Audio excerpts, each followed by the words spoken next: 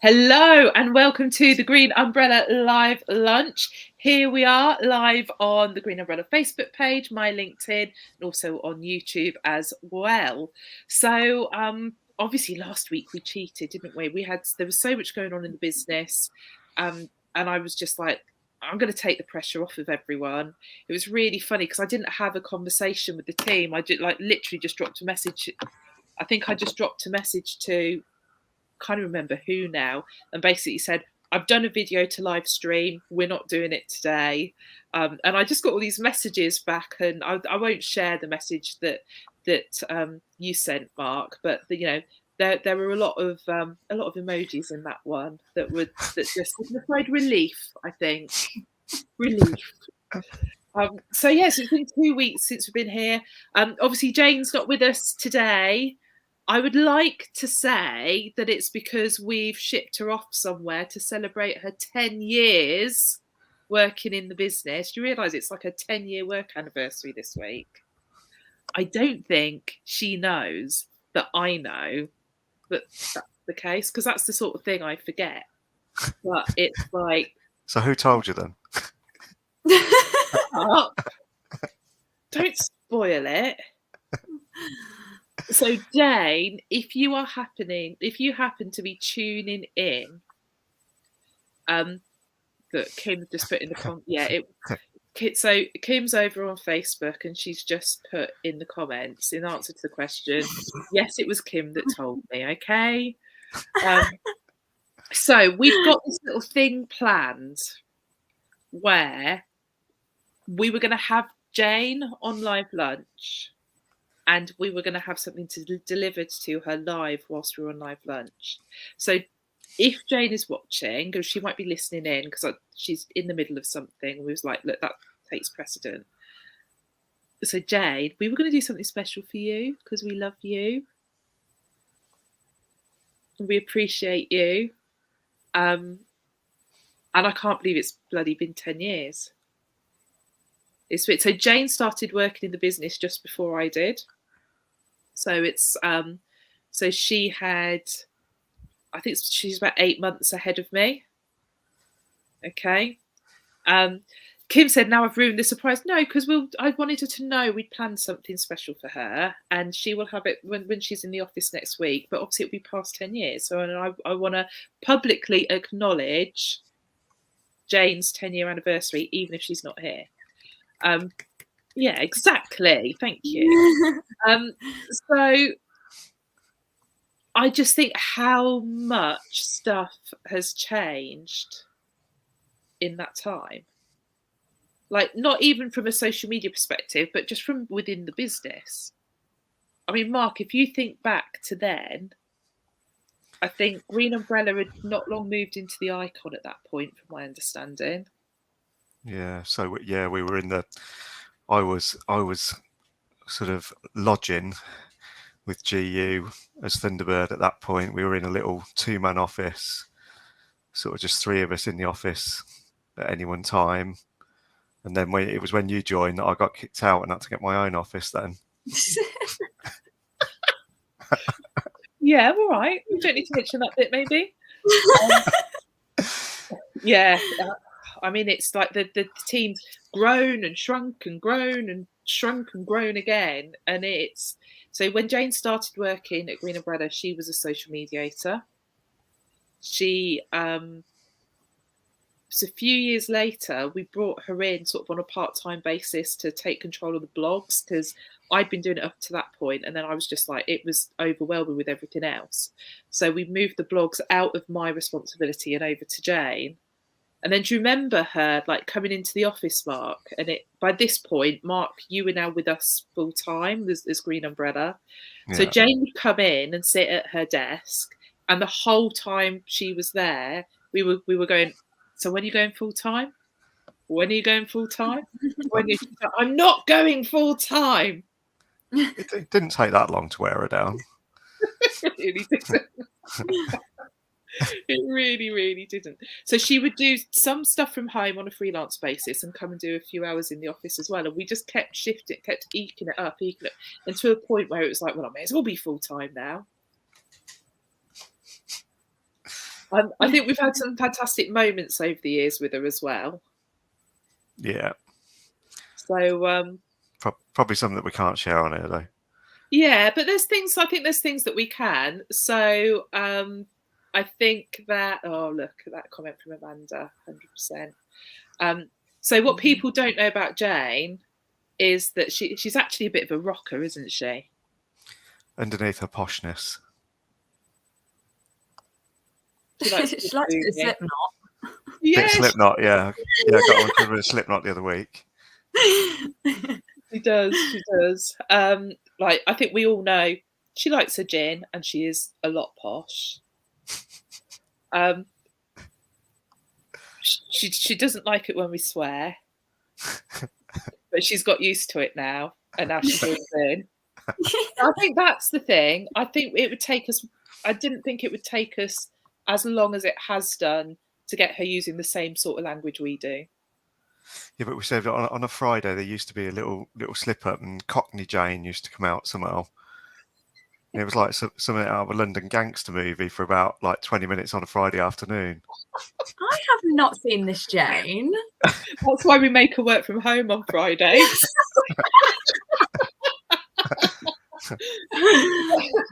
Oh yeah, Kim's just put as well. Yeah, we were on about kebabs for some reason in the office as well when you lot were talking about lunch. Was it? It was yesterday, wasn't it? Yeah. And in fact, without detracting from the fact that Jane wants a kebab, there's someone on this call that has never had a doner kebab. No, I've never had one. I don't know why, but I think it's because I just associate it with the lamb. And I'm not I wish I'd never had one. Oh, okay. Bit of controversy here because we had a lot of kebab lovers in the office yesterday. Yeah. Right time with the right sauce. Bit of chili sauce. Right. Okay, so I mean, like Kim, I know brought it up on screen. Like we would be lost without Jane, and she really is. Like she really does keep us on track and where we're supposed to be, and making sure things happen when they're supposed to happen. So yeah, she really is a key part of the business, and I think that like I said, she's not here. It's almost easier to talk about it when she's not here, isn't it?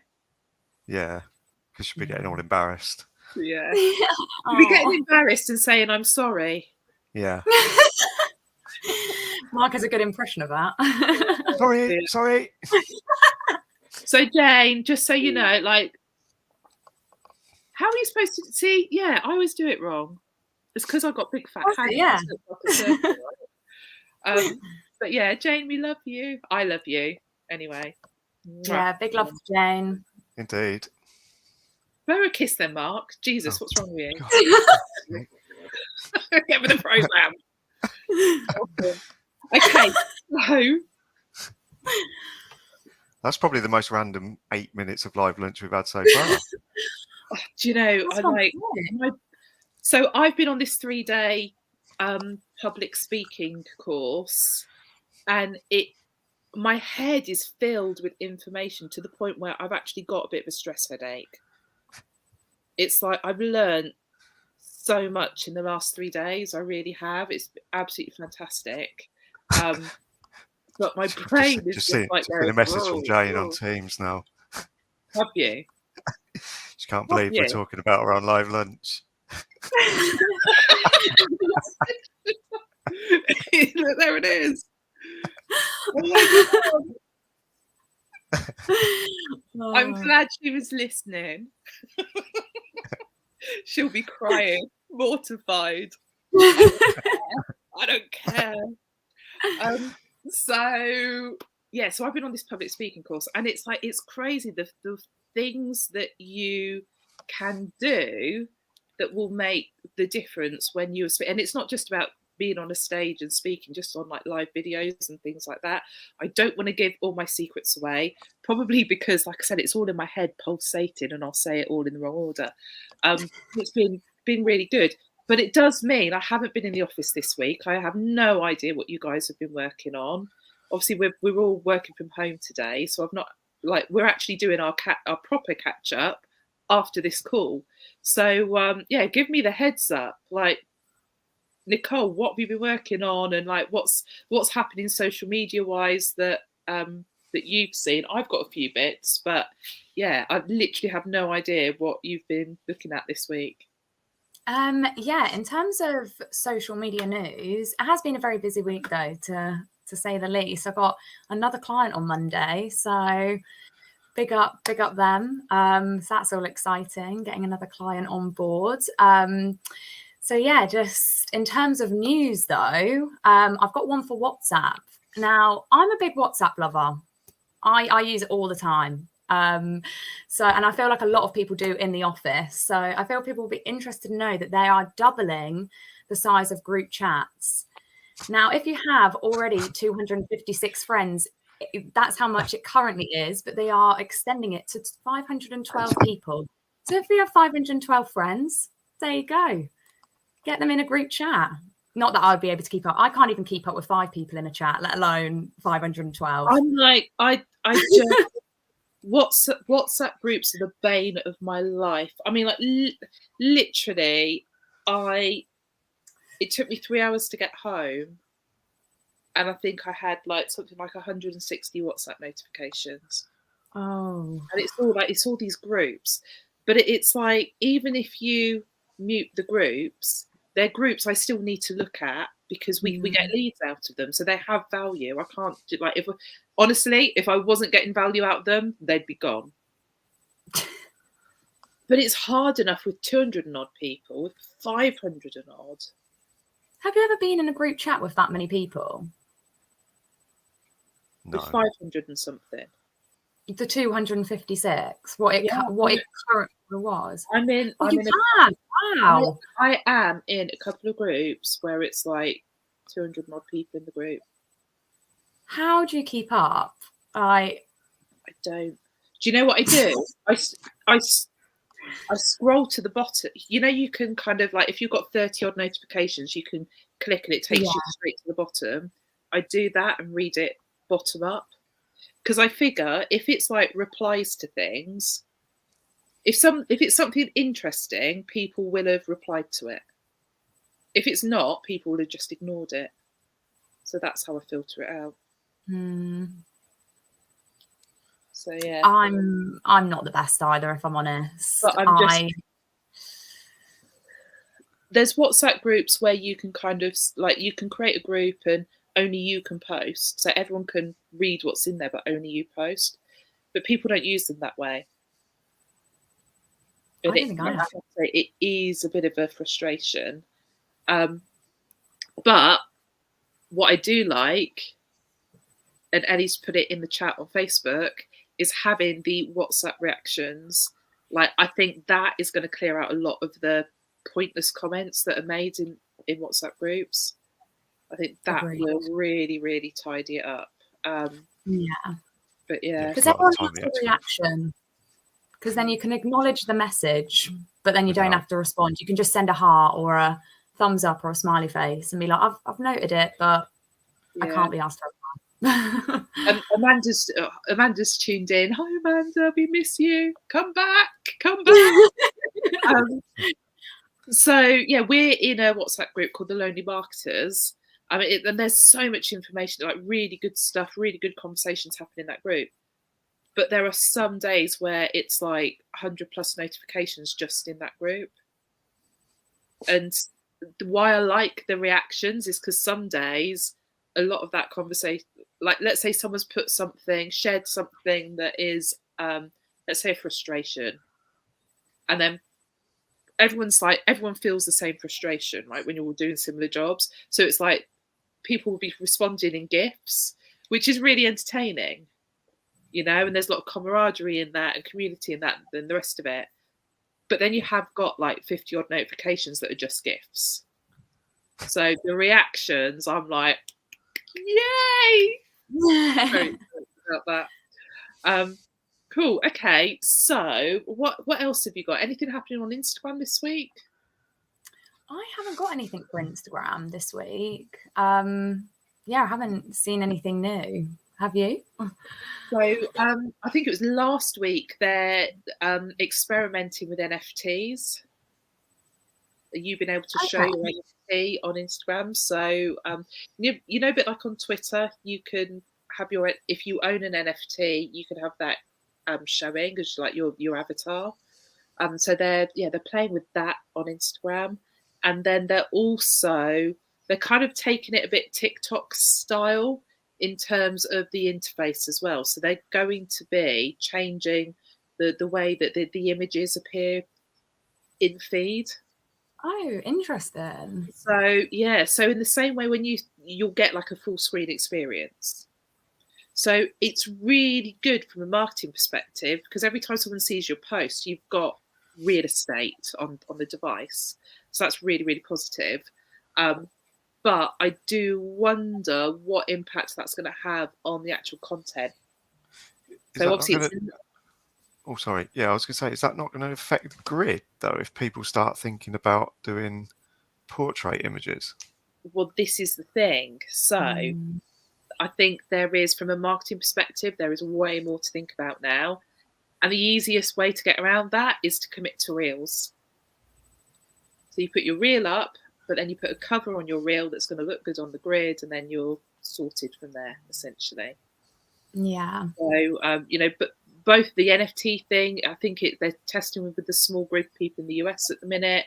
The full screen thing, I'm not sure where that is, whether it's in test or whether they've talked about it, whether it's actually being tested. I'd need to go back and double check because I think it's a week since I've read that. It's probably changed by now. But yeah, so that's happening there. Did you see have you seen the LinkedIn stuff about polls? I've heard you mention a few things, but So excited when I read this. Yeah, I think I was talking about it in the office, wasn't I? Yeah, I think so. Yeah. So basically, we've got this little bit of history. So like reactions came in on Facebook and people started to do engagement bait posts where it was like, if you think option 2, give me a heart. If you think option 4, give us an angry face. And so people were using the reactions like a polling feature. Is it polling or polling? I never know which way to say that. Jane's not here to tell me either. See, that's another reason we need Jane on the team. We'll go with polling. Yeah, I'd say polling. There you go. So the reactions feature kind of got a bit abused when it first came out, and then when LinkedIn embraced it, same thing happened there. Like people were you get these images, and it's like, if this answer is this response, this answer is this response, and it was gaming engagement and sort of engagement hacking, really. And now we've had LinkedIn polls appear, and people have just gone to town on those. I mean, it's like, 2 years, 18 months, 2 years into having those polls. And I'm like, I hate LinkedIn polls. They're so pointless. Because it's like, and like, there's nothing worse than a poll on a poll. And I just like, it's very rare you see a meaningful poll on LinkedIn. Very, very rare.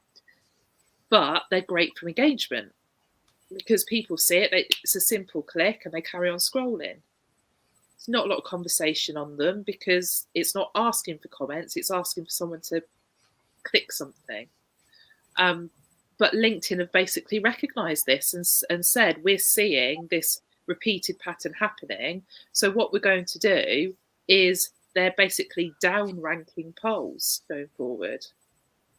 So I think there will be something in there to recognise what's a valuable poll and what's a BS poll. But that will be machine learning, AI, that sort of stuff. So who knows how that will go? But yeah, we should see less polls in our feeds. I was on it this morning and saw, after doing like a couple of scrolls, I saw 3. So yeah, you're right. They are always there. Yeah. So like I said, that is literally like, and yeah, last week basically, Thursday or Friday that came out. So I'm very happy about that one. This is my thing. I'm like, I just want good content. Don't worry about all the hacks and messing about and all that sort of stuff. Just do good. Just serve me good content, and I'll engage with that. Thank you. And if everyone could do the same, then all of our feeds would be a far more positive, happy place.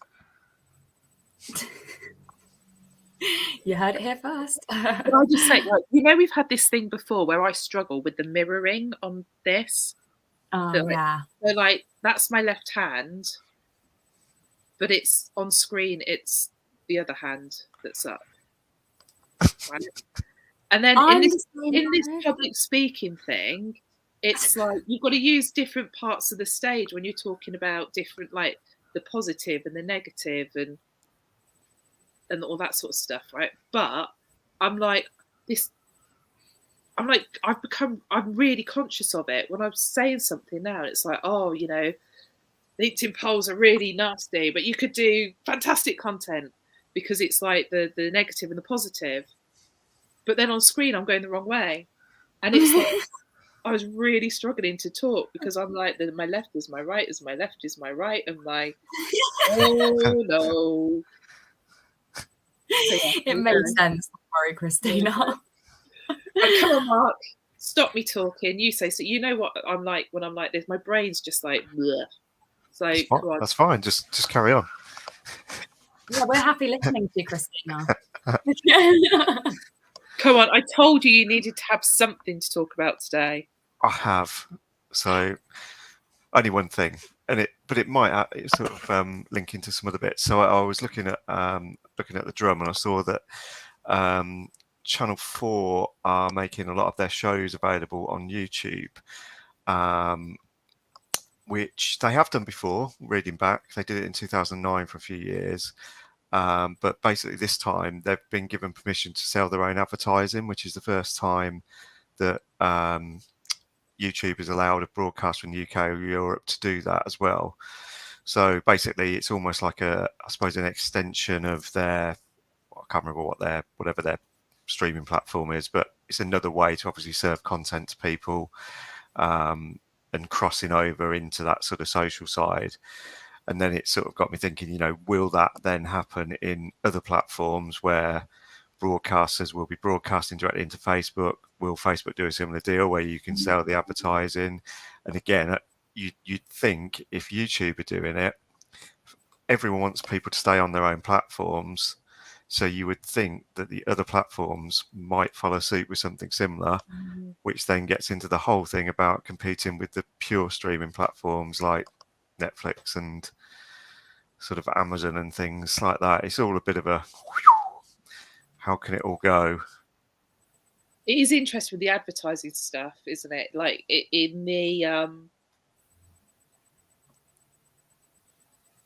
like just thinking about, so Amazon, for example, obviously they are, if you watch stuff on Amazon now, you get your kind of like commercial breaks, which are just podcasts, ads for Amazon podcasts, right? Or and another Amazon show or something. Yeah, it does. I mean, all mine, I think all of them have been for podcasts. I haven't seen anything for any Amazon shows. So perhaps it's being served on something algorithmic then. Yeah. Never looked into that. I'll pay more attention. Yeah. Might just be I haven't paid attention.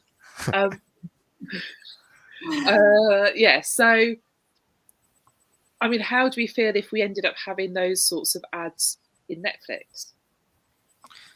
Well, that's something they've said about. I haven't read into exactly what they're planning, but they are planning some kind of ad-driven subscription, I think, as well, aren't they? Which I don't know. I think it was on the BBC this morning. I didn't get a chance to read it. There was something saying that 2/3 of British subscribers would sort of stop their subscription if you got ads, but I can't really see that for a start. And also, if you're sort of reducing the costs to offset the fact that there's ads, I would have thought people would actually be quite interested in that, especially at the moment with everything else that's going on in the world of costs and things. I suppose the benefit, looking back on the streaming platforms, going back to traditional TV, we were used to adverts, but it was nice then to be able to go to streaming platforms and not have the adverts.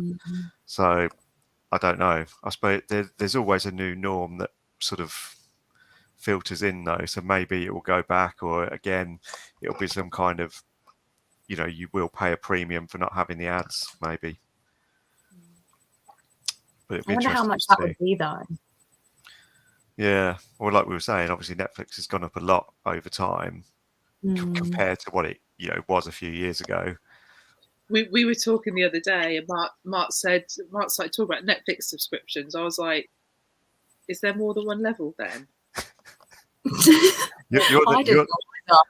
You're their ideal subscriber, just staying on whatever. Well, I think I've had the same Netflix account subscription for years and years and years and years. So it's like, you never look at it, do you?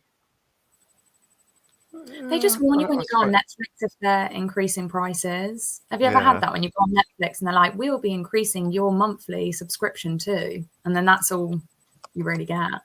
Yeah. I suppose you obviously sometimes read about it in the press as well. Is that thing you just hit OK on?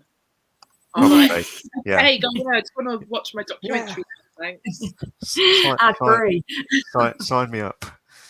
But yeah, I mean, I think the other, obviously, bearing in mind that the Channel 4 thing going back into YouTube, but then I did see something else somewhere about obviously music and how that all, we're going back into metaverse things really, but how you're perhaps going to be consuming similar content in a different way in different platforms.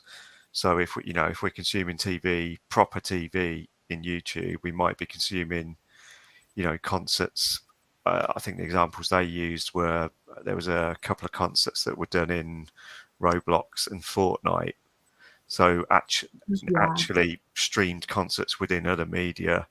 So it's that melting pot of consuming the same sort of thing but within different platforms that's going to happen. Yeah, it's quite exciting, isn't it? Like watching it all unfold. And yeah, that'll be interesting to see. I guess they've got to put the advertisements somewhere because not many people are watching TV these days. So just trying to, slot them in where they can to make money. There we go. Yeah. Kim's watching a concert at the cinema this weekend. She mentioned that, and that sounded really interesting. And she did raise a really good point that at least I'll actually get a good view of the concert. Because, when you do, I guess, go to a gig, you don't know where you're going to be. Is it I wonder if it's a 4D cinema, because when you have bad weather and it rains, 4D cinema, and it's like, they just get some lights flashing, a bit of thunder. Yeah, some guy with a watering can above you.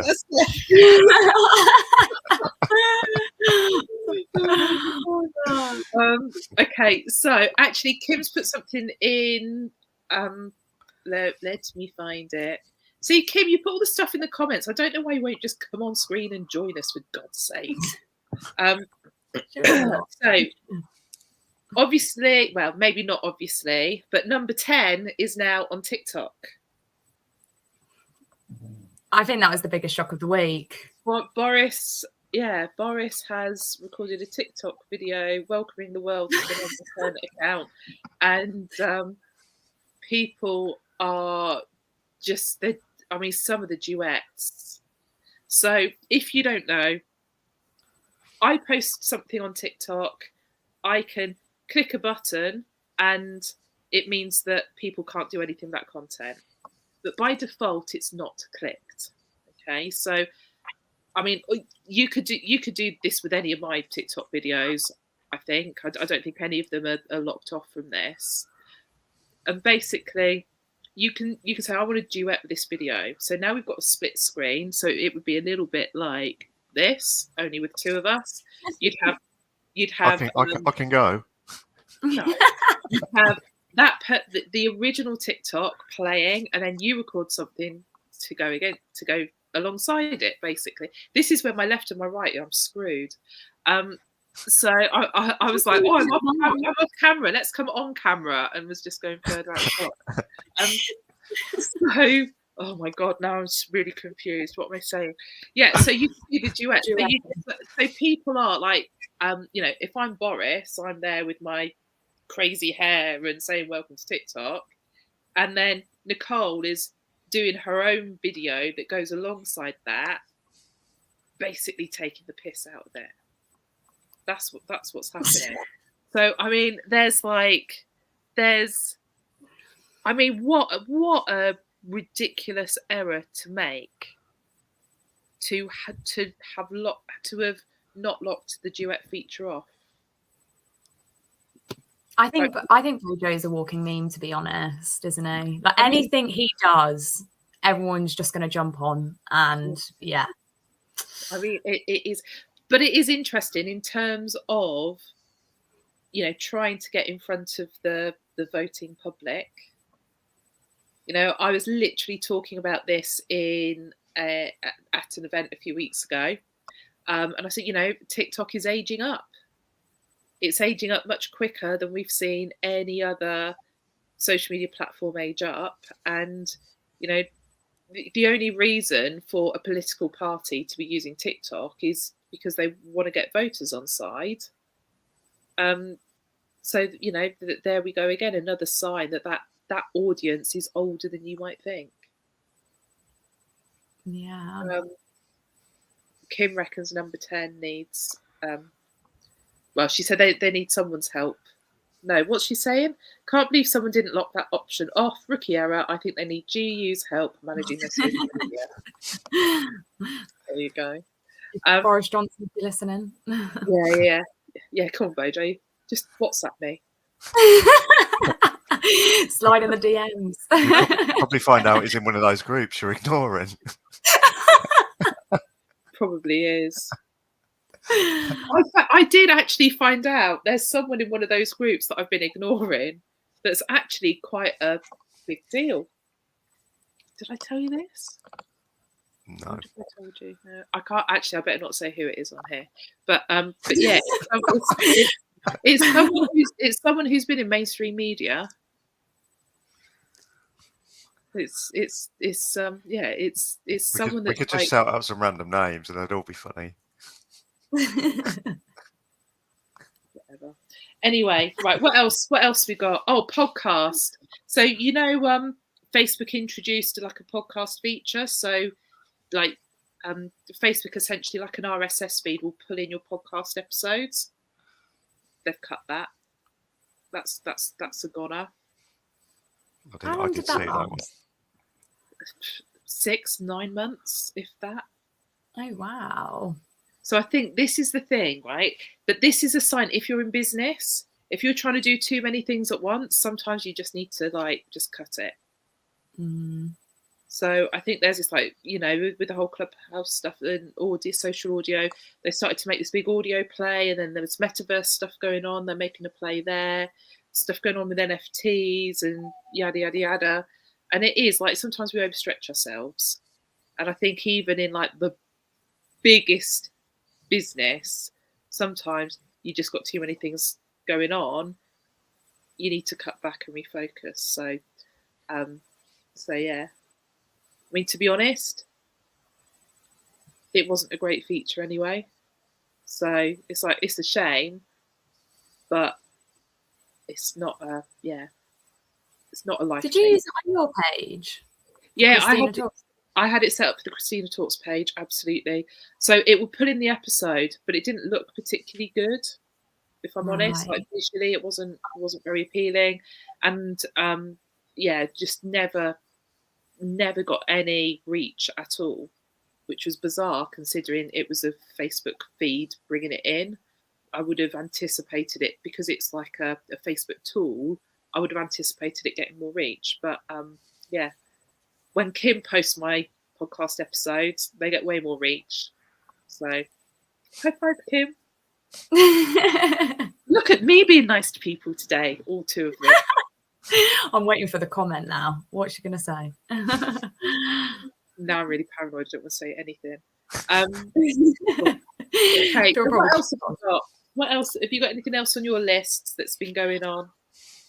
I have a Snapchat one. So they've produced a filter this week that has gone viral. Kim, if you're listening, she'll know exactly what I'm talking about, because she like put the filter on us all in the office the other day. Do you remember, Mark?